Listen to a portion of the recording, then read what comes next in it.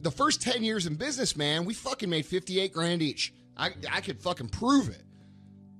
Year 1 through 3, $0, okay?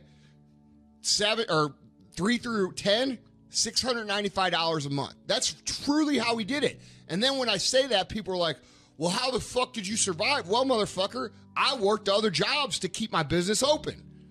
That doesn't make any sense. Yep. You know, but look where we are now.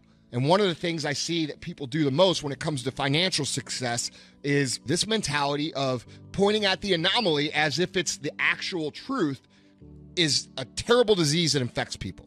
Absolutely. They look at, you know, the one situation where, oh, that guy did everything right and his life still sucked. And then what they do that to justify their own lack of action and their own thoughts and their own drive and their own unwillingness to do the actual work, right? So, because if they admitted that, okay, that's an anomaly, that means they have to admit that the reason they are where they are is just because they didn't do what they were supposed to do, right, which is a painful thing to do. We had nowhere to live. We didn't have anything. We had to live in the store. We had a couch that we got from my dad, which was a love seat. And then we had a mattress that we got from a Salvation Army that was in the same center, a Salvation Army retail store. Our first day, we sold $7. Yeah, $7. Our second day, we sold $0. Our third day, we sold $22. And it went like that for literally years, where we would have days of no sales. We didn't have money to advertise, so the only way we could get people in was literally one at a time, and then help create the word of mouth off of those one-off transactions. Like, did you make any money the first year? Oh, no. We worked other jobs, so we both bartended at night and worked security at bars at night. Whoa. And then worked at gyms. So we worked other jobs, so one of us would work at the store, and the other one would go work at the other job and this and that, and then we kind of just pulled the money. In that time, I literally had 0 options. I didn't have a degree, which, you know, I feel is less important now for people. Me too. Yeah, it's less important now. But 15, 20 years ago, it was still a big deal. So I didn't have a degree. I didn't have any place to go work. You know, I didn't have a backup plan. I had to make it work, or otherwise I was going to be digging ditches. And I didn't want to dig ditches. Nobody's going to believe in you until you've done something. That's right. Have you done anything to make people believe in you? Right. You know, you don't just get people to believe in you. You got to do shit.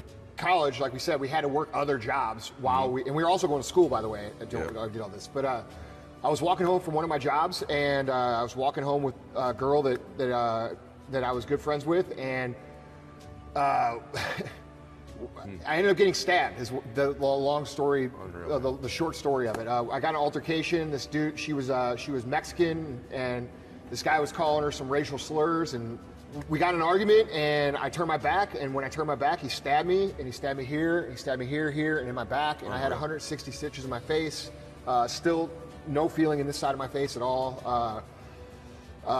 The last thing I remember on the way to the hospital was the EMT on the radio saying, I don't know how to stop the bleeding. Oh my God. And I'm thinking in my head, I'm like, all right, I'm gonna die for sure. Because like, it was like what you see in the movie, like blood was squirting out. The younger generation, a lot of the people watching right now are not taught the truth.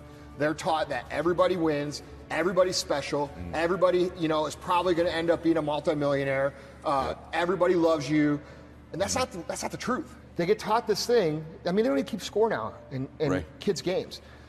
They get taught this thing up until they're 20 years old, and then they're kicked out in the real world. And then what happens? The real world stomps them. What are we taught? We're taught this: go to school, get a degree, get a job, and you know, and eventually you'll have enough money to retire, which you won't, by the way. Not, right? And you know, they don't tell you that you're going to be in debt your whole life, and they don't.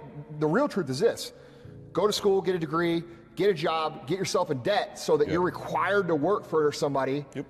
Your whole life. That's right. You have to work. That the system is designed to squeeze the juice out of it. Here's what your life is likely to be. You're going to come out here with a couple $100,000 in debt. You're going to end up at 50 years old. You're not going to have 50,000 bucks saved. You're going to be in debt and divorced at least once. That's literally the program you're on, right? And it's like someone ought to tell you that up front. So when you sign up for it, I'd rather sign up for the program where I go through 4, 5, 10 years of struggle as an entrepreneur, and on the other side, I'm in my man cave like this and helping other people. Look, people think this is wrong, but it's not wrong. It's right. I want to wipe the fucking earth of my competition. I want their houses to burn down. I want them to do 0 sales. I want to win. And not just win, but dominate. And when I say that, do I literally want their houses to burn down? Of course not.